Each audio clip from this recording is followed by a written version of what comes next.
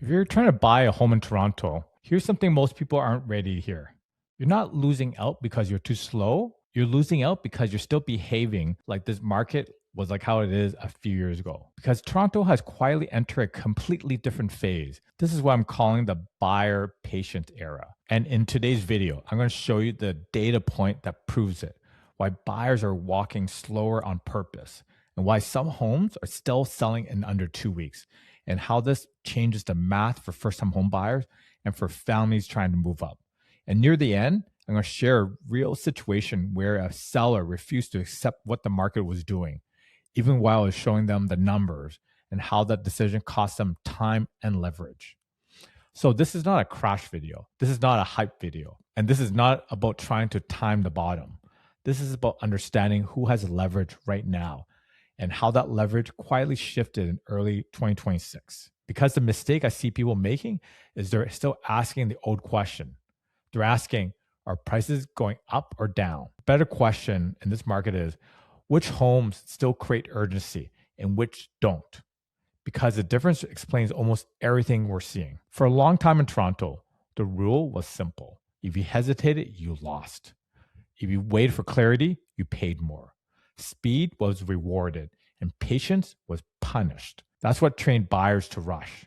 But January 2026 confirmed something important. That rule is no longer true. Sales across the GTA were just over 3,000 transactions, roughly 19% lower than a year ago.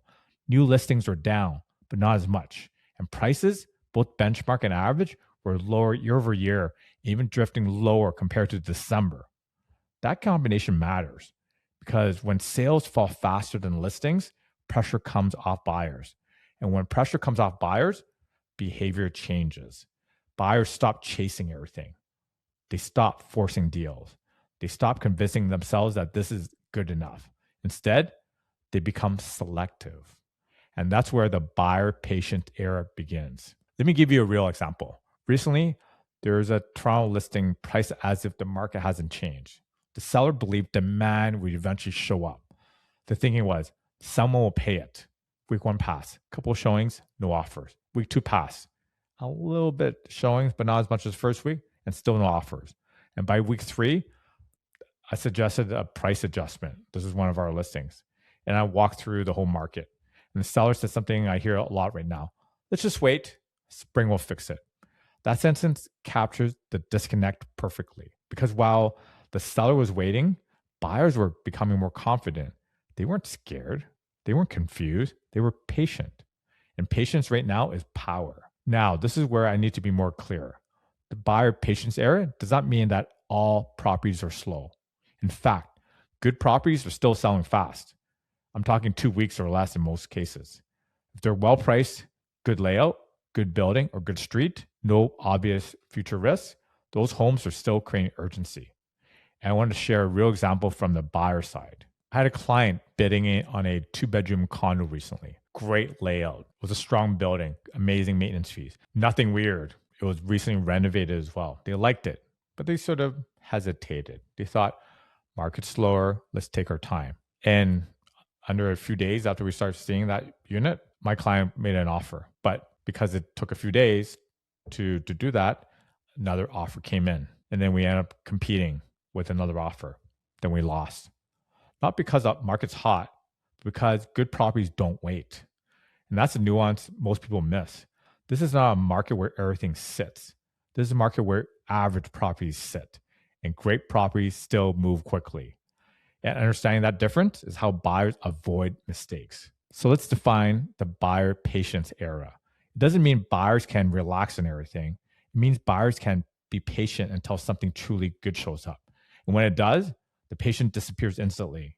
That's why this market still feels confusing. Slow until it's not. It's like, wait, then rush. And this is why the worst mistakes buyers can make right now is assuming every property will give them time. Some will, some absolutely won't. And knowing which one is everything. And there are 5 reasons Toronto entered the buyer patience era. Once you see them clearly, buyer behavior makes sense. Here's reason number 1. Choice is back. Buyers have choice again. Not unlimited choices, but enough. Enough to say no. Enough to wait for something better.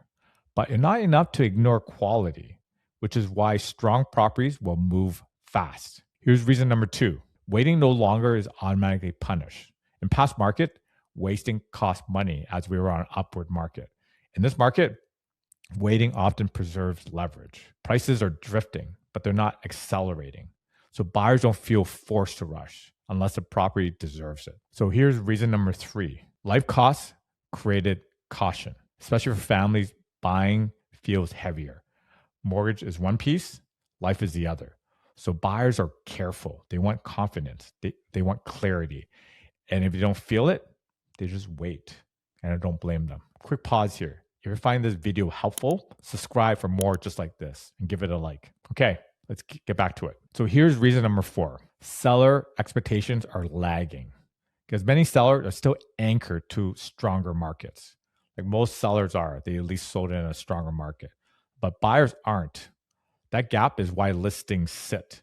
And the longer listings sit, the more confident buyers become because they have more choices. And then they see a property that's been on the market for a while, they're lowballing those offers. Reason number 5, segments are moving at different speeds. So Toronto, as we know, is not one market. Condos, condo towns, houses, they're all different. And this matters most for move-up families. So you have to understand the different markets. So you're a first-time buyer, this market can work in your favor. Your advantage is patience until it's not. So you can wait for that property, but if it comes up, I wouldn't take too long thinking about those. You can wait on average properties, but when a great one shows up, you need to be ready to be decisive. Calm doesn't mean passive, it means prepared. So move-up families face a different issue, especially if you're selling a condo or condo townhouse to move into a house. Your equity is the bridge, and that bridge can weaken if you wait too long, meaning the gap could get bigger. Because right now, the average condo is roughly about $800,000. Average house is about 1.5.